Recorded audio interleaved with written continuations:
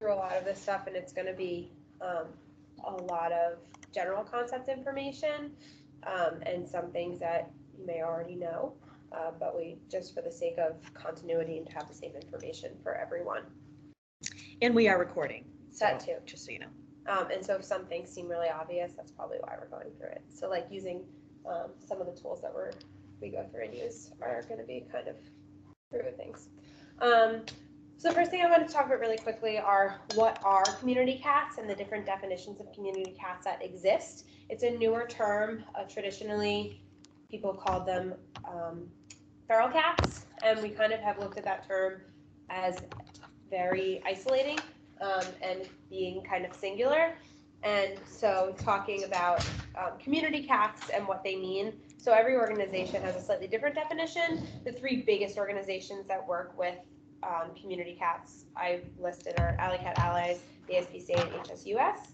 Alley Cat Allies definition of community cats is really similar to the way we define a feral cat. So cats that don't want to interact with people, that live exclusively outside and don't have an identified owner. ASPCA has one that's slightly more inclusive, and they talk about cats that may or may not have been owned in the past, cats that no one can interact with, or abandoned cats is what they say. HSUS is an even more inclusive term where they talk about cats that may have an owner at some point have become stray. So cats with status unknown for their owner, as well as cats that we know don't have an owner. And then from that, kind of what is our definition and what are we treating as community cats? And from our practices, it seems like cats that live predominantly outside, don't have an identified owner, and are being cared for by someone in the outdoors are community cats. This includes our strays, so we see a number of cats that are stray that come through the community cats program and go through as a stray. So every organization has a slightly different definition. It isn't something that has been universally adopted as some particular concept.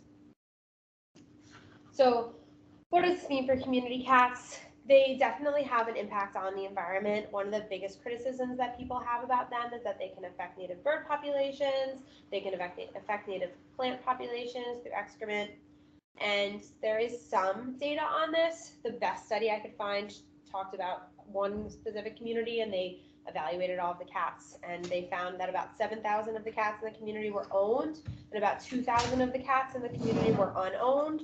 So the number of cats that were having a negative impact on the environment were 75% owned cats. So they were trying to state that community and feral cats were not having as negative an impact on the environment as people like to criticize and say that they are, but they do absolutely have both a positive and negative impact. They can help with vermin and pest control, and there are people who keep cats around to help get rid of mice and rats and minimize their impact on their property.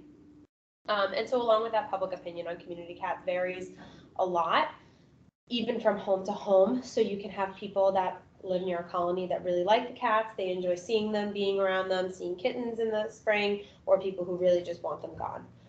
This also can kind of depend on how you're interacting with a person at a given time. I think it's really common for someone to have one opinion at one time, and during a different time of year, they can have a positive opinion. I think that goes for owners of pets too. I feel the same way about my cats. So the one moment, that snapshot of time that you see of a person to try to get their opinion on community cats may not give you the majority of the time how they feel.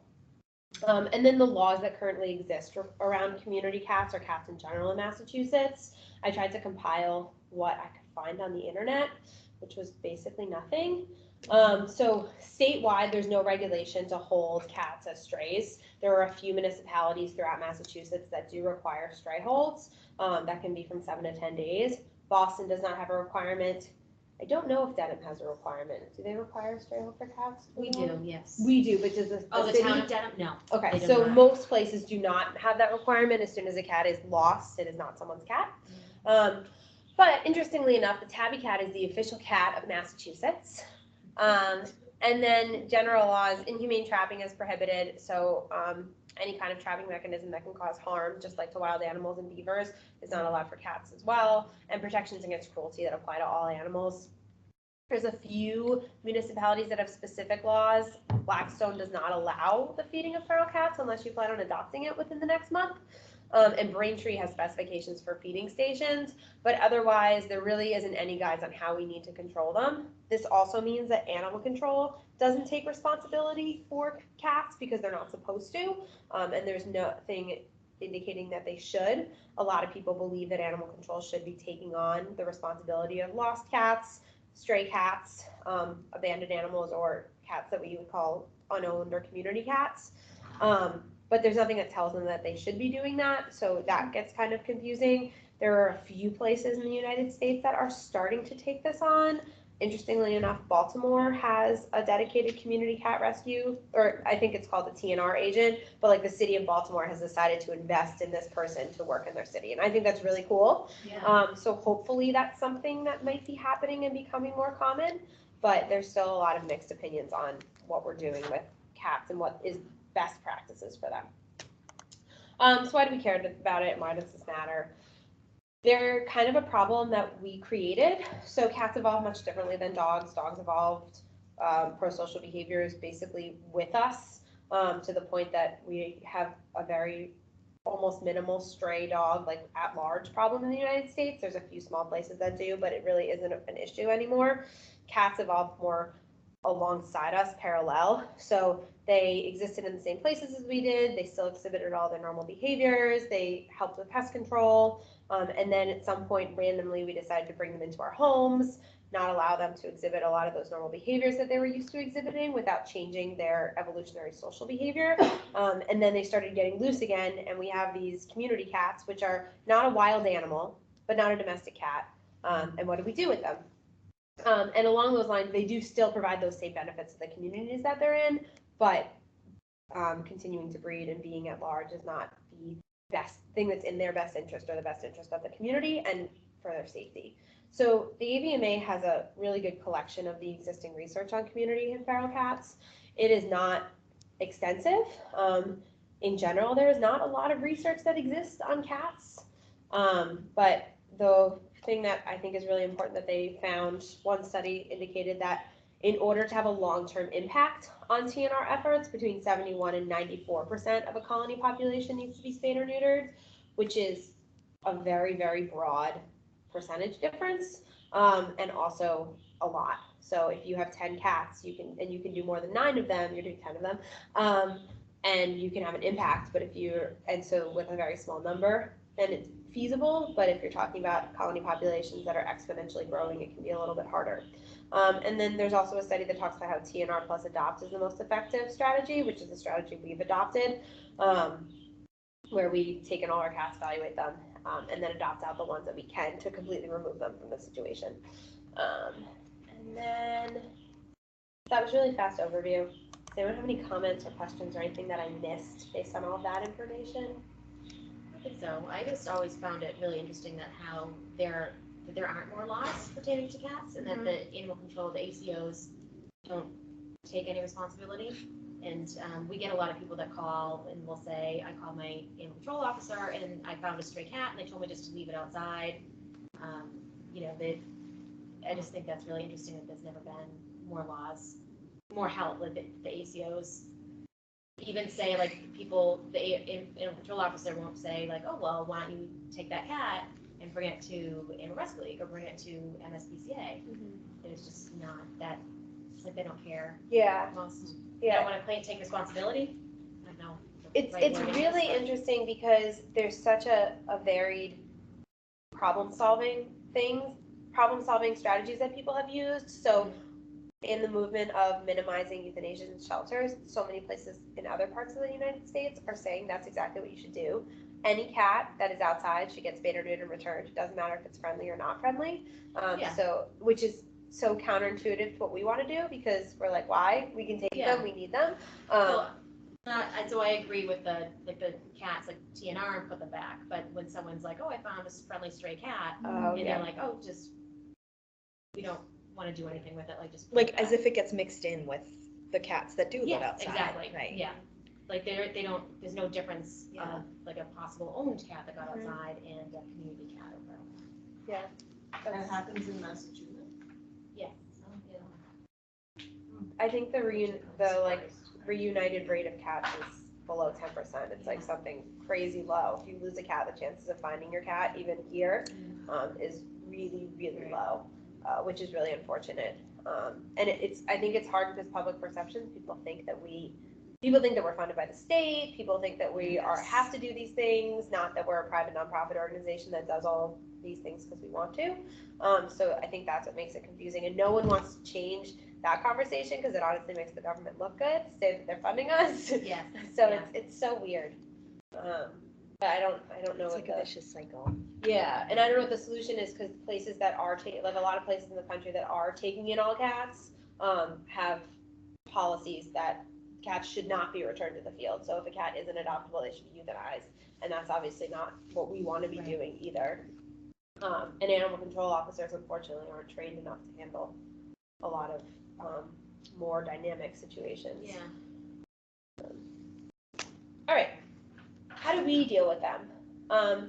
So this is a review since you guys all know how this works, but the Community Cat Rescue Program operates. Someone will make a call saying there are cats in my neighborhood, and the Community Cat Rescue agent will ask some identifying questions about the person. As a policy, we will not go out to take animals that do not have an outcome option. So if someone calls and says, there's a bunch of cats in my yard, I don't want them in my yard, please pick them up and take them away, we will not pick up cats to remove them. We can pick up cats to evaluate them, but they need to have an option to return to field. There are extenuating circumstances where cats can't be returned to field. The one situation I can remember is if a house was being, construction was being done in a house, so it wouldn't be safe to return the cats to that place where they were, or someone has passed away, things like that could be exceptions to that rule where we would take animals that may not have an outcome, but as a policy, we will not euthanize healthy animals just because they can't be adopted out. So that's the first thing that the community cat and the rescue dispatcher will assess to ensure that there is an outcome potential for this cat. They'll then do an assessment of the area. So a colony assessment can be anything by driving by, seeing a feeding station, talking to one or two people, and then making plans to trap, or it can be a full assessment, finding out who are potential feeders, knocking on doors, flyering to try to find out what's going on with the situation, especially if there's a high potential for owned outdoor cats that don't have identifiers. And then they'll start doing TNR. So they'll go out and trap cats. They will come here. They will be set up. We will do our trap assessment on them. Based on the trap assessment, they'll get an FSA, which is a more extensive assessment of cats to determine sociability. And then depending on the cat, they'll go through socialization, which is mostly for kittens 16 weeks and under, and then they will go for adoption. So in this thing, the worst case scenario for a cat, which is arguably bad, or it is arguable whether or not this is bad, is that they would get returned to field back to the place where they were already happy, healthy, and thriving. And that's one of the most important things about the trap assessment or the colony assessment, is that the rescue agent or myself gets to go out and look to see kind of what is the lifestyle that this cat is living, where are shelters that they have, where are their feeding stations, do they have a dedicated feeder, do they have 10 dedicated feeders, as is the case with a lot of cats in urban areas. Most of my experience is with urban cats, so for almost every single place I've ever been, there's are safe sheds for cats to hide in, porches for them to live under, feeding stations, feral cat housing. It's a pretty safe environment for cats to go back to, and cats tend to do just as well back there or better back there when they don't pass their assessment. Pass and fail is a weird word for it. I don't know a better term because it's kind of like a yes/no block, but it isn't really a failure because I have never had a cat that I've not felt good about returning to the field, and I've never had a cat that's been unhappy to go back into the field. Most of the time, they're much happier than they are sitting in a cage waiting for adoption. Yes. So how long does it take you to gather all this information? Do you go and then wait to see who the feeder is? And does it take days, or can you figure it out like in a couple of hours? It can take minutes. It can take months. Oh, So it really depends on what the situation is. Yeah. So there have been a number of calls that I've been on that that I get one piece of information and it is a dead end. There's just no way to find the cats, to figure out who's feeding them, to find a location that I could trap at.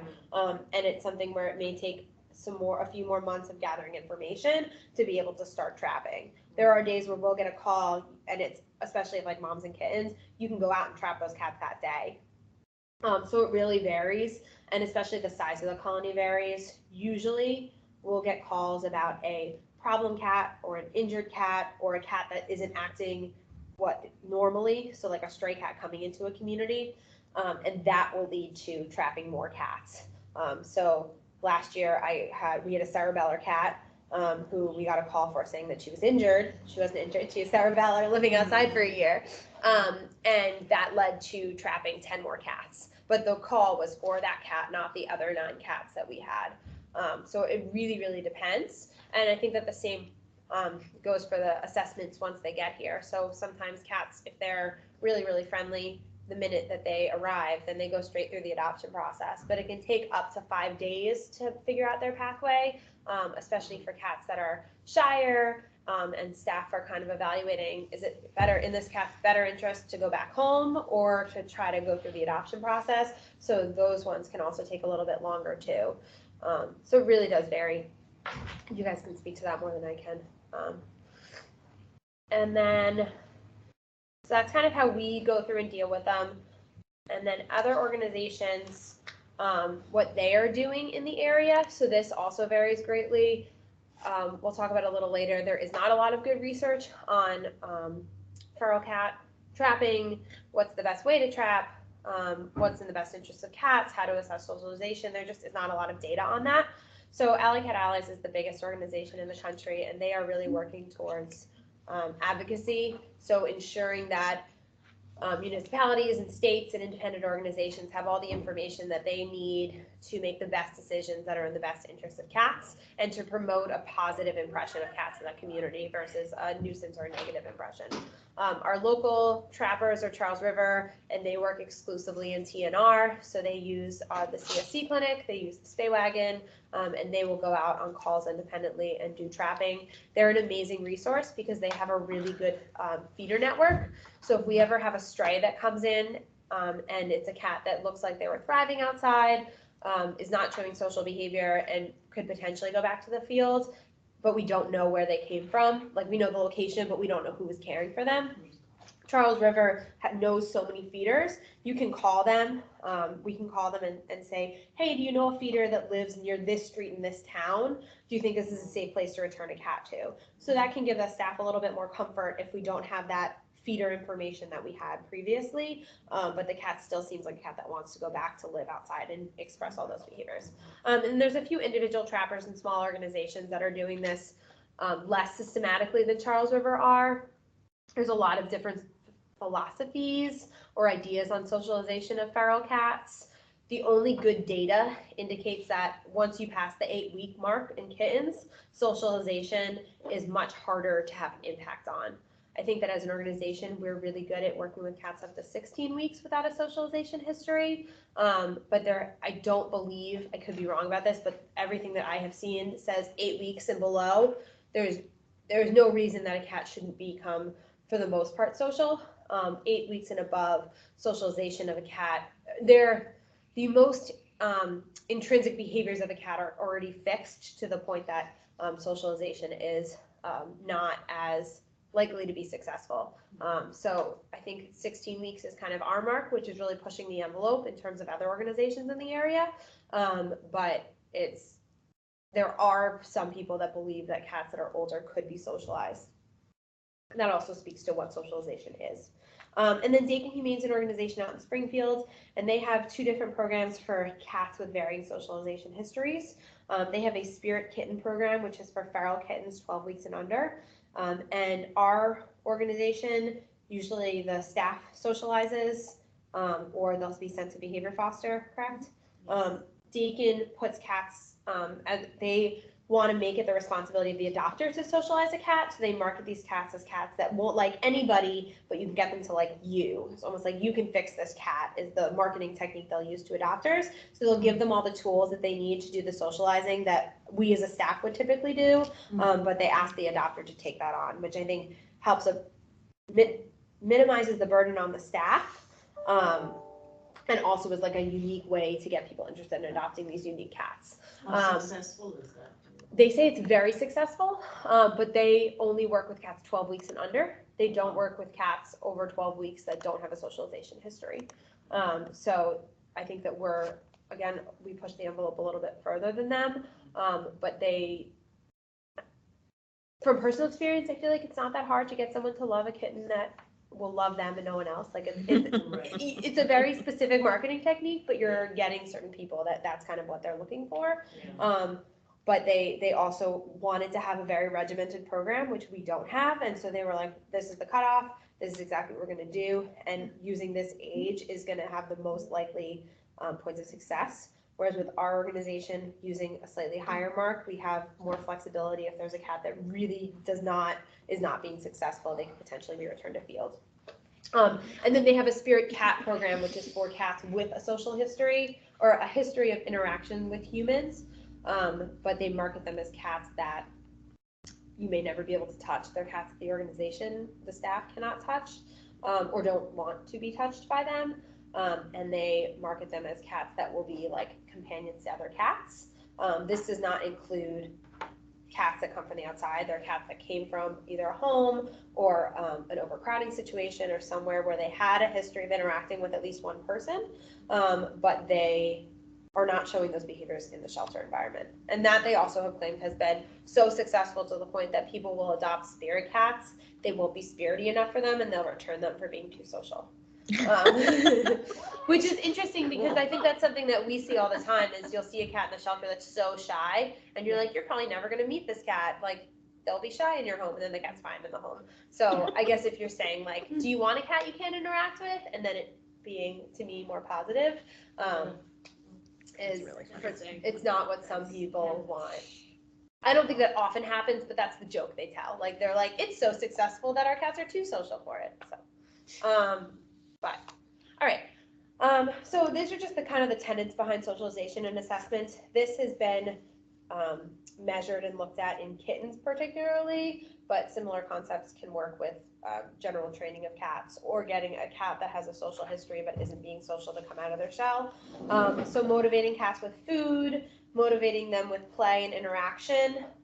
And so with food, the general idea is the cat is shy, you only feed them low value food and save high value food for interacting with them, and you slowly feed them baby food and wet cat food are the two most common things used, and you put the spoon out and they have to come to here, and eventually they get comfortable coming within an arm's length with you, and then you let them get closer, and eventually they come on your lap, and then they only get to eat if they come on your lap, and it's supposed to start associating you with food, and so person needs food, person is good. And the same thing can be done with play with cats that are not as food motivated. So with an extended toy that creates a distance between you and the cat, and then slowly decreasing that distance to associate play with you. And then cat to cat interactions. So the idea of a not social cat should like cats because cats are similar to them, but people might be scary. Interacting with a cat that likes people, watching the person associate with cats, they in theory would decide that people are not so scary. And then there are formal assessments that are used to assess behavior. The only one that has been measured, so there's two that have kind of come from similar means. There is a felinality assessment that was designed as a matchmaking tool for shelters. So similar to a dog behavior evaluation, cats will go through a similar assessment where they assess sociability and a variety of different behaviors to determine their personality, to determine what their match would be for a potential adopter. And so this was the first formal behavior assessment that was done on cats, similar to a dog behavior evaluation, which had been done for, I don't know how long, but a really long time. And then the ASPCA came out with the feline spectrum assessment, which is a formal assessment to take a cat on intake where you don't know where they came from and determine if this cat has a history of socialization. So if they're showing pro-social behavior towards people, it is a 3-day assessment that is done, and from that we designed the feline socialization assessment that we use. So it's not exactly the same, but it's similar. And that assessment was designed to start the day a cat came in, and then has been beta tested to start on potentially like their 3rd day at the shelter or their 2nd, 3rd, or 4th day at the shelter. But it was designed 4 years ago, 5 years ago, I think so. not long ago. And so there hasn't really been much information to come out to dispute it. There hasn't been much to evaluate it. No one has a like contesting or counter assessment or any information that's coming out just because the research hasn't been done yet, or if it's been done, it hasn't been published yet. And so these are the assessments that we are using for cats with at least some success. So the TRAP assessment is kind of the first assessment a cat will get, and it's basically a snapshot in time. What is this cat doing right now, right this minute, to display if they're potentially social, or have the potential to be social, or are really social and don't need to show potential. And then the feline socialization assessment is to give them over an extended period of time to show socialization. And then with all those assessments, it's great because the alternative is they can be returned to field where they were already happy and thriving. And I don't remember how I got to this last time. So clicker training is a way that you can mark this behavior in socialization. And there has been a lot of success with it in social cats to train them to do things, as well as feral kittens or kittens without a socialization history to evaluate their propensity to become social and their ability to learn and to decide whether or not people are okay. However, maybe before that, if you want to do the traps. Oh yeah, absolutely. So this is a quick overview for most of you. These are the hospital baskets that we use. So this is the setup for the duration of a cat's stay while they are here. I don't know if everyone has seen, let me flip them this way, the new way that we are doing them. Have you guys all seen this? No. Oh, okay. So these are the new trap enclosures, so that we have the door is locked, and cats can't bungee themselves open. Yay. So every cat gets a soft place to hang out, food, water, and a litter box, and then these get covered so that cats can hide if they are fearful, and they won't be disturbed by differences in light and sound and scary things that may scare them. So person is in the field, they use this to trap cat. This is a typical true catch trap. It has a door here.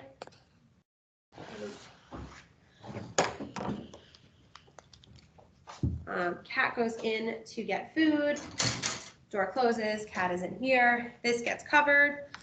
And then these are great because these have these 2-way doors. So when you need to transfer a cat out of this, these doors are really easy to use to move them into here. You can even do this with one person, or in extenuating circumstances, these fit each other, and so cats can be transferred from one to one. And then these transfer cages are typically what we use to return cats to the field, so that they are in something that's easy if they ever have to go back.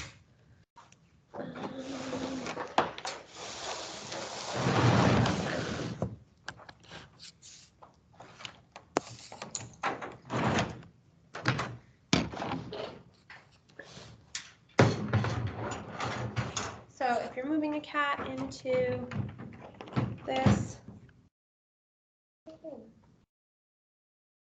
oh, I'm sorry. You can use these 2 things to hold this up to here. You open this up. This is dark, that is light, and then you make less noise when you do it on the floor. So then the cat will stay in here, and the great thing about these is you can enclose this off to when the cat is in here to change everything that they need, so you don't have to touch or interact with the cat if it is something that is stressful for them. The one thing that I think the staff has found is sometimes the covering the cats is amazing for them when they're really fearful. Cats that are social hate to be covered. Yeah. And so sometimes covering half or not covering or covering them just on the top is nicer for a cat that actually wants to interact with people. And so some people say that this is a really small space for a cat to hang out. And if you're used to the denim cages that we have, it absolutely is a really small space.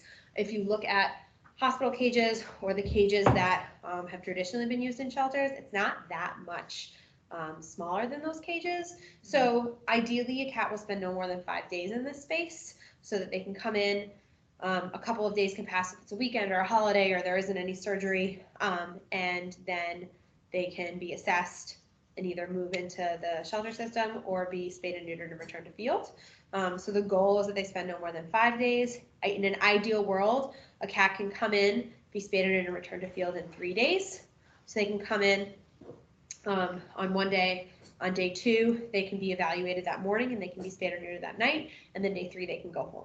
Because we are not here 24/7, that is not a reasonable thing to do every single time, but it's definitely the goal. And of course, if a cat has to go through an FSA, they'll spend at least 2 more days here. The trap assessment cannot occur 24 hours. It cannot occur 24 hours after surgery. Within 24 hours after surgery, so a cat can't have surgery on Tuesday morning and then be assessed on Tuesday night. But it can occur before surgery, so the day after intake. So 24 hours after intake or 24 hours after surgery. So ideally it gets done before their surgery time, just to, again, minimize the amount of time they're gonna be here, because they're gonna get spayed or neutered regardless. So it doesn't matter if they're spayed or neutered. It just only matters because we don't want to evaluate sedated cats. Or cats that just came in, because it can be really scared or traumatizing for them. That was a review for you guys. Did I miss anything? No, that was very good. Any comments on that or thoughts on your personal experience dealing with it? I really love the hospital baskets compared to what we used to use. What was used previously? The traps. Oh, Yeah, okay, they would just stay in the stay in the traps. Yeah, it's awful. And they're really easy to clean. I love that we can separate them, so it's low stress as much as we can. I think it's fantastic. And I So like the you're okay new with the goggles. amount of time they spend in there, if they I had to? am, yeah. Yeah, I think that we do a pretty good job with keeping the stress, like the environment, low stress.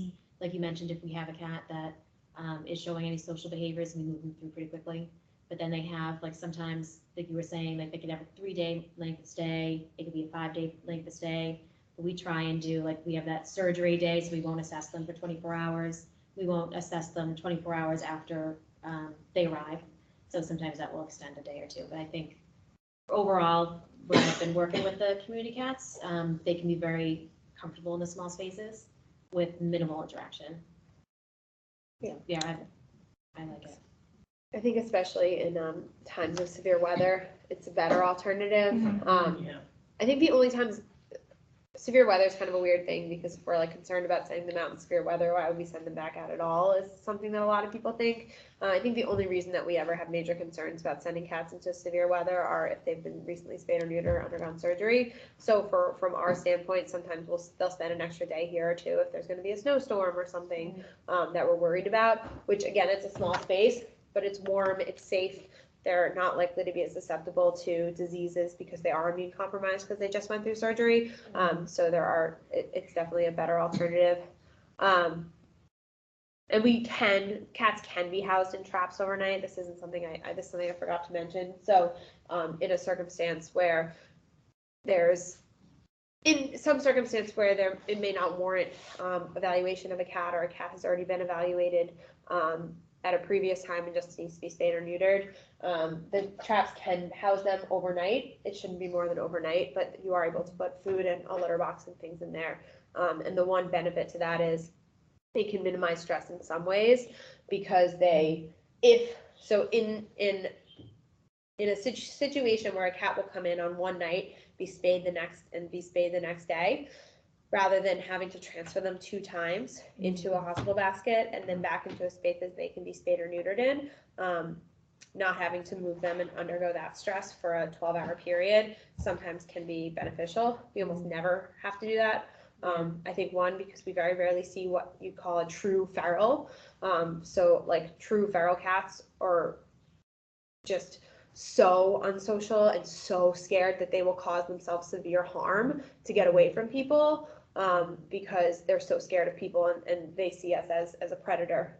I don't know if predator is the right word because they're a predator animal, but it's just very rare that we see cats that are that feral to the point that they can be dangerous, to us or to themselves. But in those circumstances, it potentially is a better option for cats, especially if it's an extremely short period of time. But I think most of the cats we see, especially coming from urban environments, people aren't that foreign to them. They've seen people before, they've been around people. They may not want to live with people, but people aren't so scary to the point that they think that they need to injure themselves to save themselves.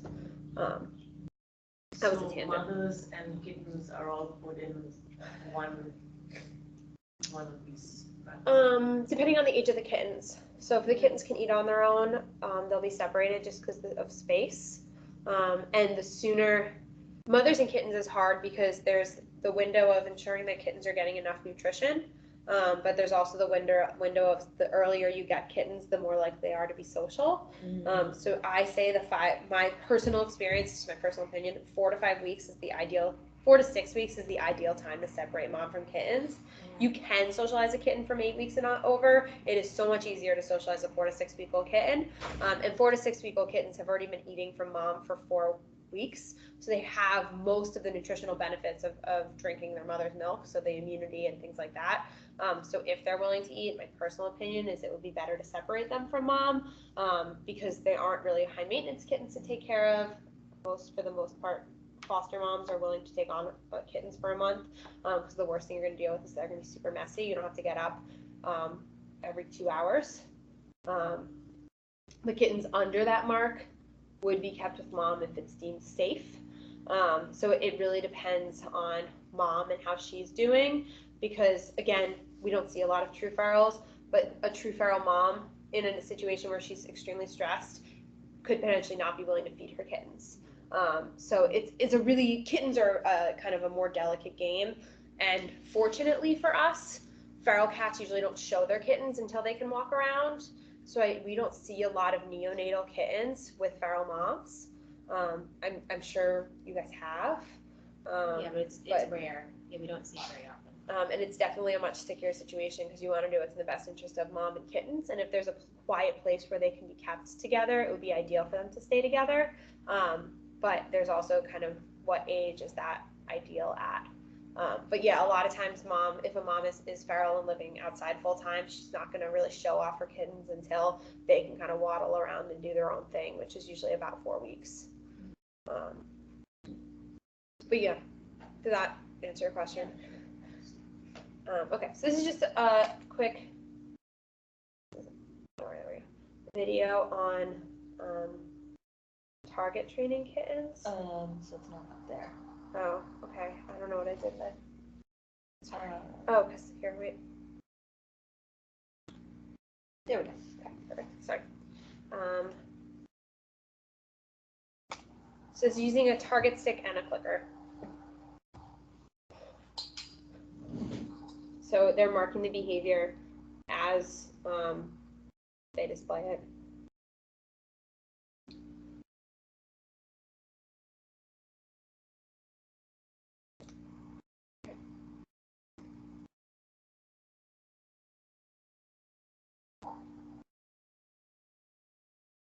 And those things you can. It doesn't have, your hand doesn't have to be that close to you. Oh yeah, it is definitely fair. I didn't even know it was also a clicker. I thought it was a target stick and they had a clicker in the other Wait, hand. that is a clicker? Mhm. Oh, now I hear it. Oh, probably for the video.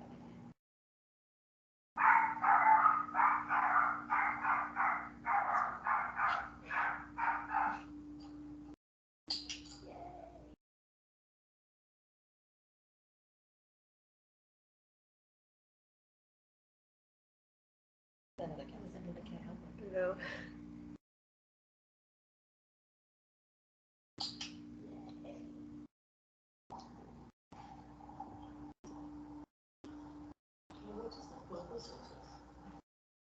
Sorry.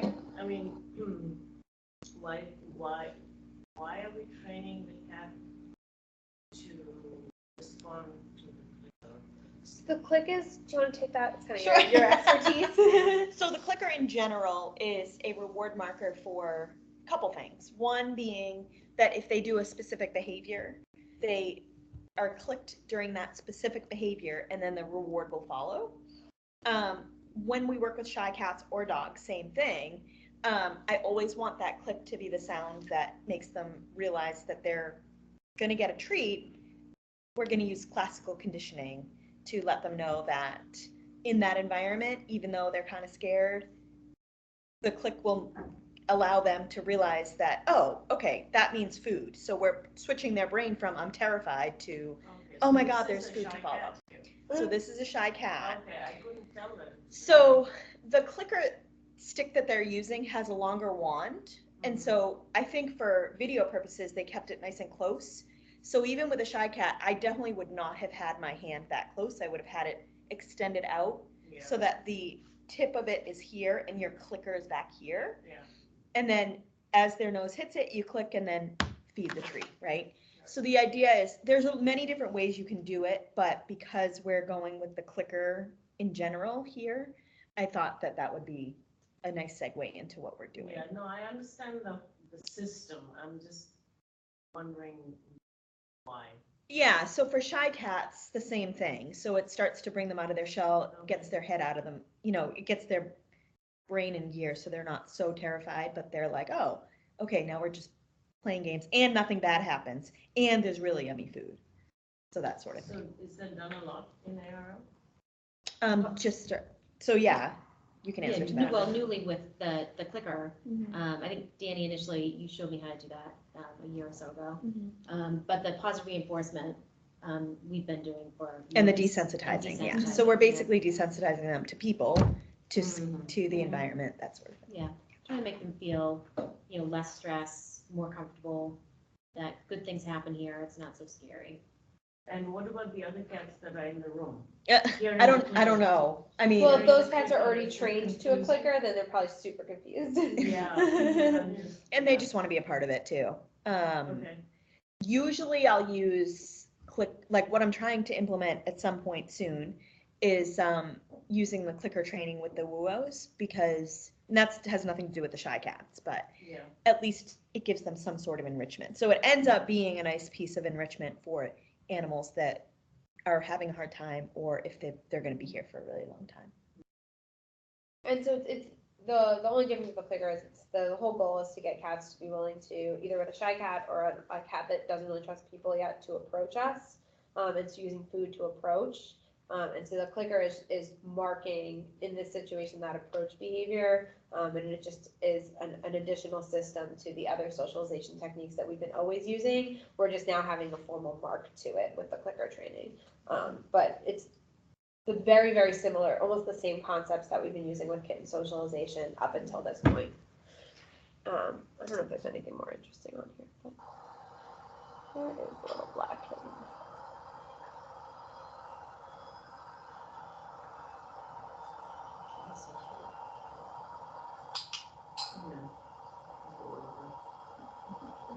Yeah, it's all about the You same. can see how he's hiding behind the bed, Yeah. and see how shy he is, yeah.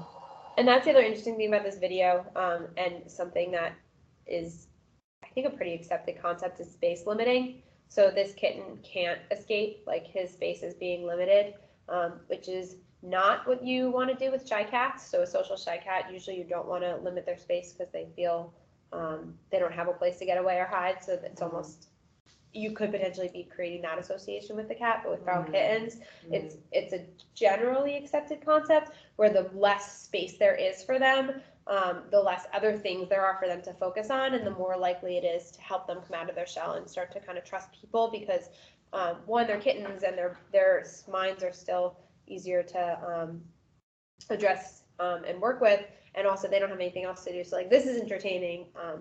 And so they're using faraday cages for these kittens versus putting them in a whole bathroom because they can control everything in their environment.